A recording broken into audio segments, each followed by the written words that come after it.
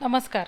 उन्हाळ्यात कसं होतं, खूप भूक लागते, पण थंडगार असं काहीतरी खावंसं वाटतं आणि त्यानं पोटही भरलं पाहिजे, मनही शांत झालं पाहिजे आणि छान एनर्जीही वाटली पाहिजे.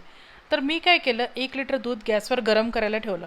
त्यात मस्त ड्रायफ्रूटची पूड टाकली, कस्टर्ड पावडर दुधात मिक्स करून घेतली आणि ती त्यात ॲड केली. 5 ते 6 चमचे साखर टाकली. साखर तुम्ही तुमच्या आवडीप्रमाणे कमी जास्त करू शकता बरं का.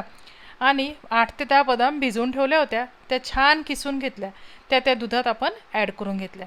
थोडंसं व्हॅनिला इसेन्स टाकलं आणि छान उकळी आली, गॅस बंद केला. छान बदाम शेक आपला थंडगार असा करून घेतला. गार झाल्यावर सर्व केला आणि त्याच्यावर छान बदामाचे काप किसून टाकलेत आणि थोडेसे बदाम असे ओबडधोबड किसायचे आणि मग टाकायचे बरं का.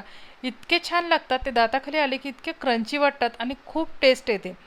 बरं, बदाम शेकनी पोट तर भरतं, मनही भरतं, पण शांत वाटतं, थंडगार वाटतं. नक्की